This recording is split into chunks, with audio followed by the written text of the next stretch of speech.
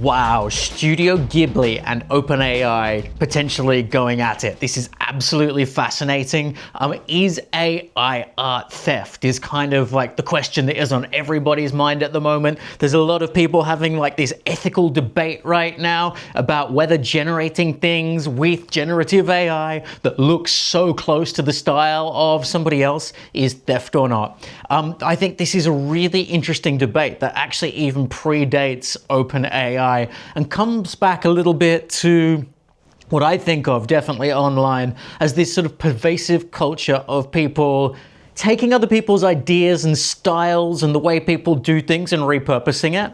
Now, there's a lot of people who would say that this is the way human artists work, that an artist will be influenced by other artists that they've liked and things they've seen other people do and techniques that they've seen other people use. Certainly, you know, all the greats, Van Gogh, Picasso, Da Vinci, Basquiat, Andy Warhol, all of these sorts of people were influenced by other artists around them and art and design of their contemporaries and people who came before them. Monet, same sort of thing.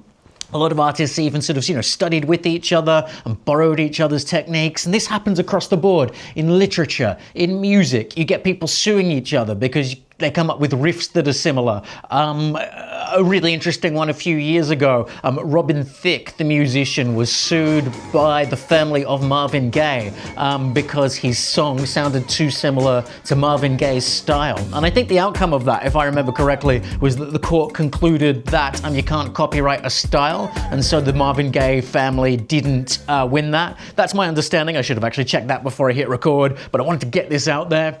Hey everybody, how you doing? It's Editing Nick, and as I was watching back the video, I realized I did need to fact check that, and Marvin Gaye's family did in fact win that court case. In fact, for copying the feel and style of Got to Give It Up, Marvin Gaye's family were awarded $7.4 million in damages. I think that's a hugely important, as it says in sort of some of the articles I've read about this, it's a landmark moment for, I guess, copyright and how much artists are protected. But at the same time, as I understand it in copyright law, and what I'd been led to believe is that you can't just copyright the look and feel of something. So it's interesting, there was all this stuff in the articles about Robin Thicke saying he was too high, and he was in fact a fan of that song, had been influenced by it, and Pharrell Williams saying he hadn't intentionally copied it, but he wasn't quite sure. So between the two of those guys, they messed up there, didn't they? Anyway, back to the video. And I think this conversation about copyright and about what you can copyright keeps rearing its head online.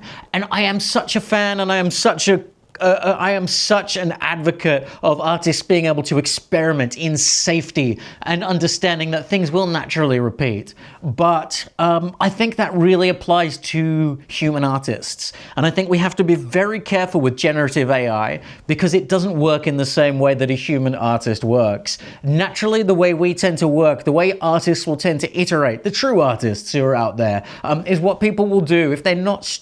When a human is working on a piece of art, when a person is creating something, what they will tend to do is iterate and adapt and change things, and things go through their filters.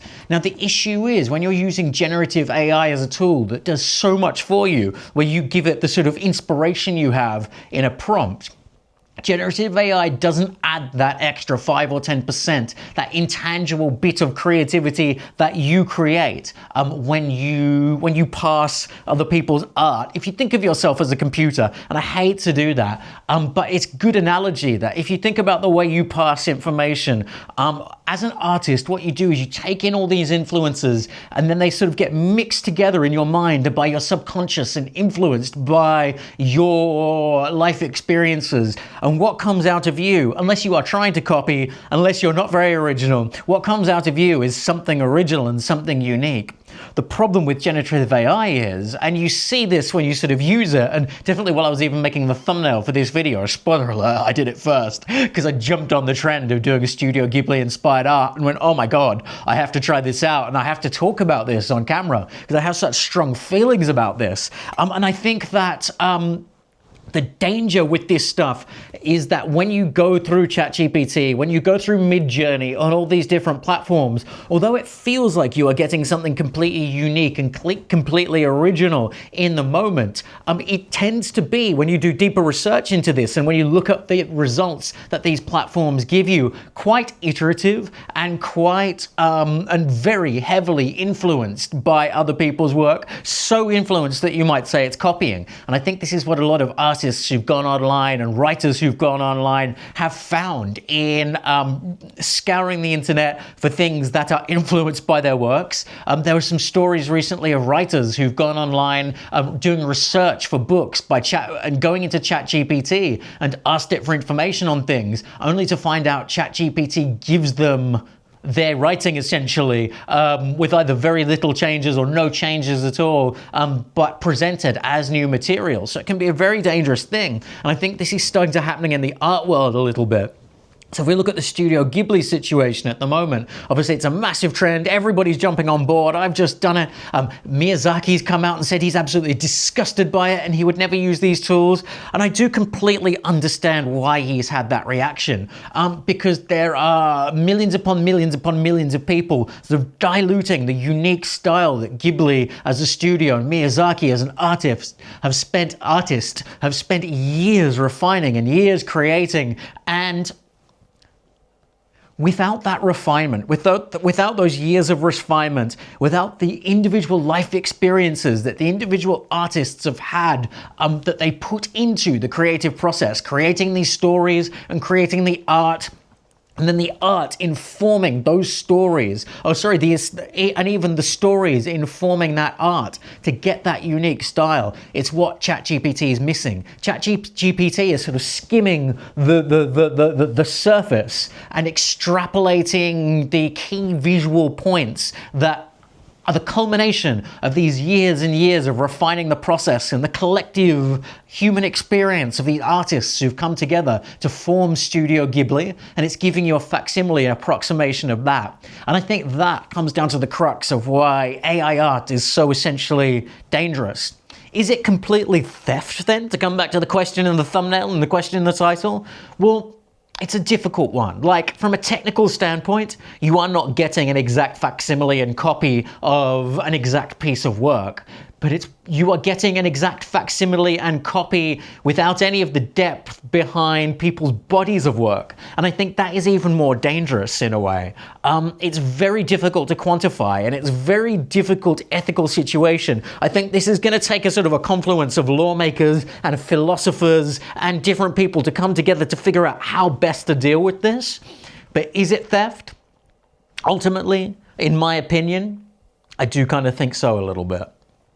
It is kind of riding off the backs of other people's work, riding on the shoulders of giants, if you will, but without putting in any of the,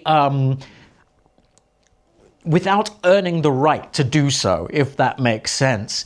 I think the real danger with this technology is that there are ultimately real creative people who are real artists using it to create incredibly interesting work. And I have seen people create stuff online which is iterative, but they iterate on their own work and then use ChatGPT and platforms like that to help refine that even further. But I think the danger is everybody else, the unwashed masses, if you will, and I hate to call them that, but it's so true, who are going to jump onto all sorts of platforms and flood them with really low quality facsimiles of this work that other people, artists, studios like Ghibli have spent years and years and years refining. And not just in the art space and the video space and the film space, but in the music space as well. There's AI now which will create you songs in the style of different artists as well. And I think it's so incredibly dangerous because the casual listener can't discern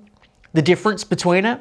And some people may say, well then, if you can't discern the difference, why is it any less artistically valid? But the problem is, it is less artistically valued because it's not informed by any real human experience. It's a computer's approximation of that. And because of that, I don't think it's art because it doesn't move anything forward in any real way. It remixes previous experience from other people. And because it misses that human element, until AI becomes sentient, which is a very dangerous thing, a very scary thing, until it is able to have that extra 5% where it's got that sort of human soul, and it starts to get into sort of quite a spiritual, philosophical realm here as well. And I don't know what that is. I'm not a religious person per se.